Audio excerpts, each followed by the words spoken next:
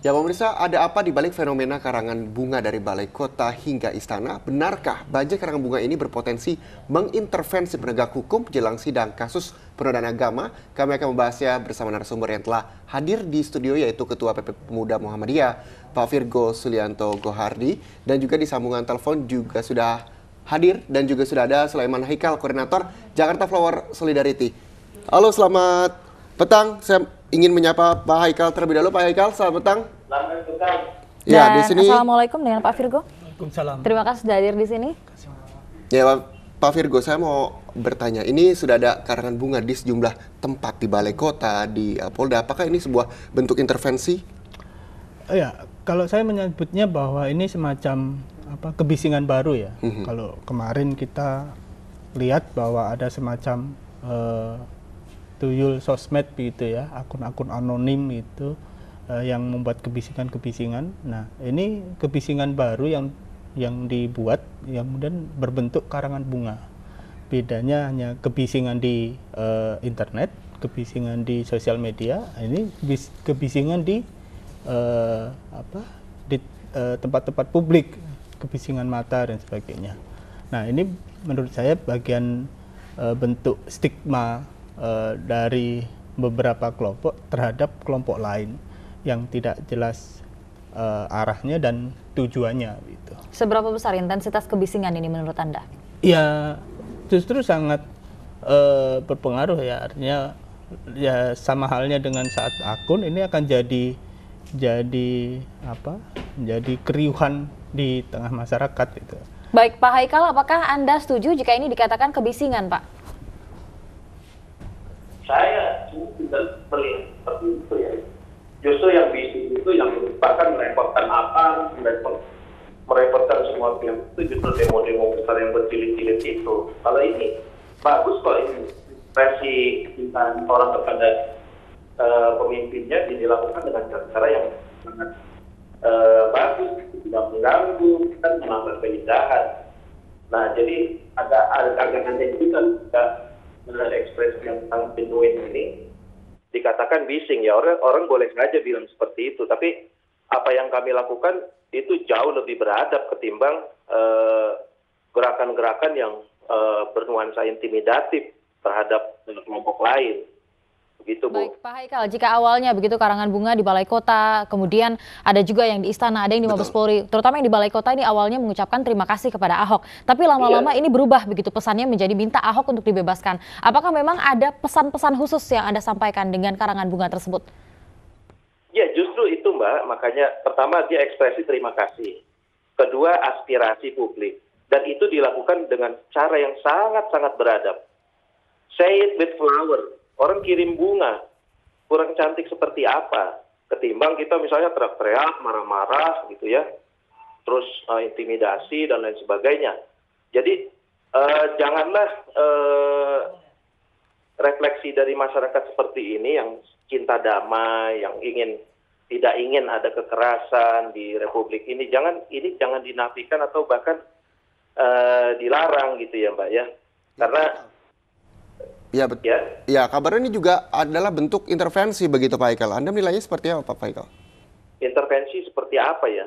Justru yang terjadi dalam persidangan Ahok itu adalah mogokrasi, di mana pengadilan Ahok itu selalu diintervensi oleh aksi-aksi massa, dan bahkan sebelum persidangan untuk menentukan status tersangka itu ada demo besar-besaran berjilid-jilid gitu.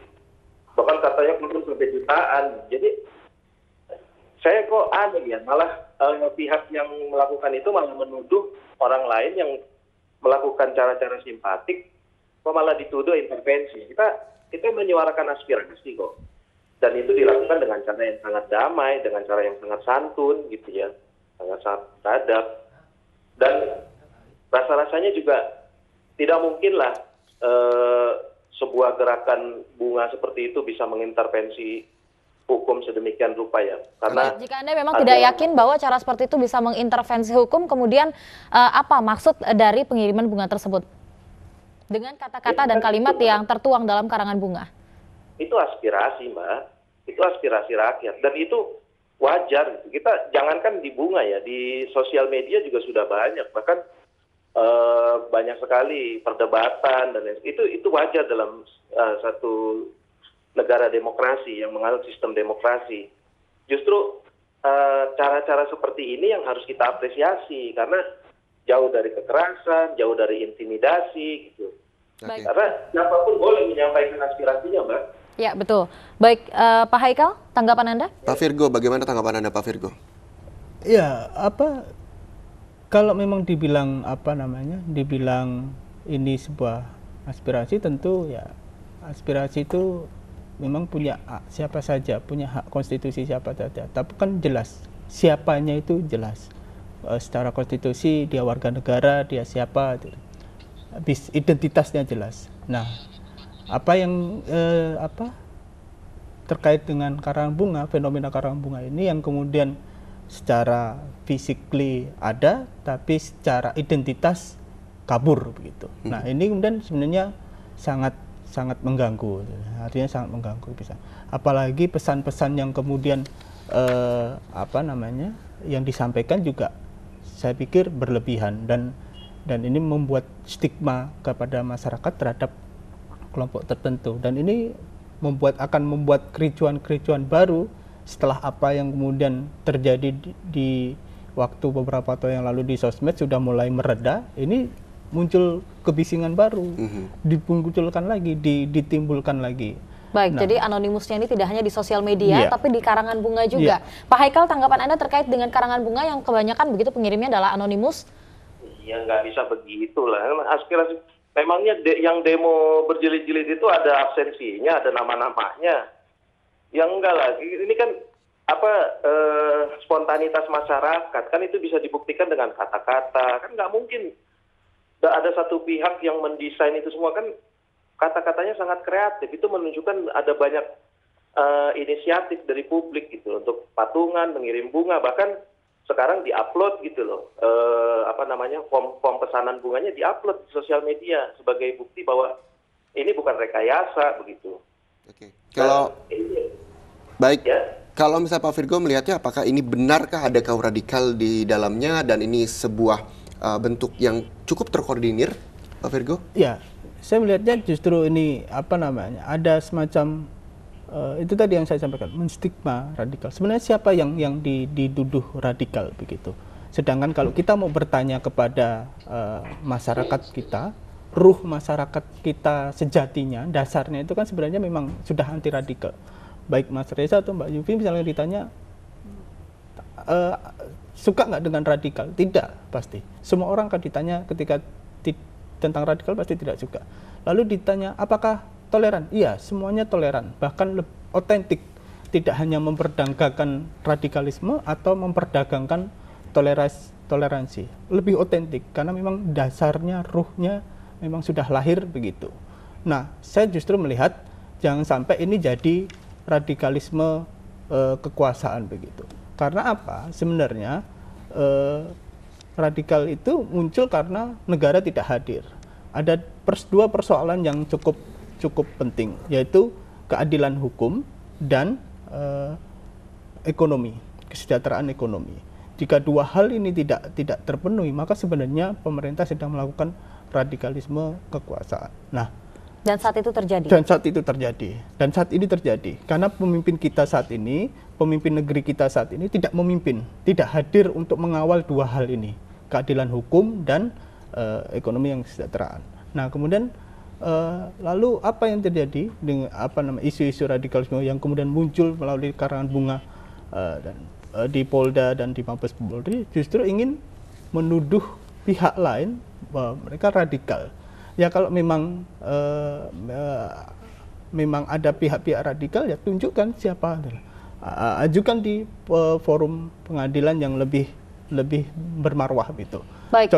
Contoh Pak Haikal mungkin bisa ditanggapi begitu terkait dengan kaum radikal jika memang para pengirim karangan bunga begitu. Bicaranya soal ketidakhadiran negara, ketidakadilan. Emang ini pelanggaran hukumnya di mana? Nggak ada. Jangan sekali-sekali memberangus aspirasi masyarakat loh. Itu kita akan menjurus ke fasis loh. Baik, ini terkait dengan lokasi mungkin Pak Haikal. Baik Pak Haikal, terkait dengan lokasi pengiriman dari karangan bunga, ada yang mengirimkan di Balai Kota dan bahkan ke Mabes Polri. Ya itu kan wujud apresiasi kecintaan warga, sebagian warga ya. Saya nggak mengklaim semua warga. Pesan di karangan bunga yang terkesan tidak sesuai begitu dengan yang disampaikan seperti apresiasi dan lain sebagainya pun tidak sedikit yang disingkirkan akhirnya oleh Mabes Polri. Ya makanya itu kan nggak ada unsur pelanggaran hukumnya gitu. Dan pembakaran terhadap bunga itu akan mengingatkan kita pada pembakaran buku. Itu pemberangusan, itu harus hati-hati. Kita negara demokrasi, jangan sekali-sekali memberangus aspirasi publik. Baik, tapi kenapa pengiriman karangan bunganya ini dikirimkan sebelum sidang vonis ataupun putusan? Ya sekarang setiap sidang tiap minggu itu, tiap hari Selasa yang demo-demo itu siapa? Itu kok nggak pernah dipermasalahkan. Itu yang jelas-jelas mengintimidasi pengadilan. Oke, Pak Virgo menanggapi ini. Pengadilan siapa? Baik Pak Virgo, ini terkait dengan pengiriman karangan bunga yang dilakukan begitu sebelum vonis ataupun putusan ini, banjir karangan bunga di mana-mana? Ya, kalau saya sih mau kapanpun tetap bagi saya itu tidak penting ya. Artinya pengiriman bunga itu tidak perlu dilakukan. Kalau memang bentuk dukungan, berikanlah dukungan dan masukan yang bagus. Misalkan jika memang ada keinginan mendukung kerja-kerja langkah-langkah Polri, lakukan dengan yang lebih akademik, misalkan memberikan masukan yang lebih jelas apa aja yang harus dikerjakan Polri. Seperti? Ya misalkan dalam kerangka, misalkan kalau soal radikalisme yang kemudian dikirimkan ke Mabes Polri, ya berikan misalkan kerangka dokumennya, misalkan apa saja yang harus dilakukan Polri dalam tindakan terorisme, bagaimana melakukan tindakan terorisme sesuai dengan HAM, tidak melanggar HAM, kemudian bisa disampaikan secara langsung dengan pengirim yang jelas. Ya, dengan pengirim yang jelas. Dan kemudian disampaikan kepada kepolisian dan bisa dipertanggungjawabkan, bukan betul. Dengan karangan bunga seperti ini. Menurut Anda demikian, begitu ya Pak Virgo. Baik, terima kasih sekali karena waktu kita terbatas, kita harus sudahi perbincangan kita di sini. Terima kasih Pak Haikal.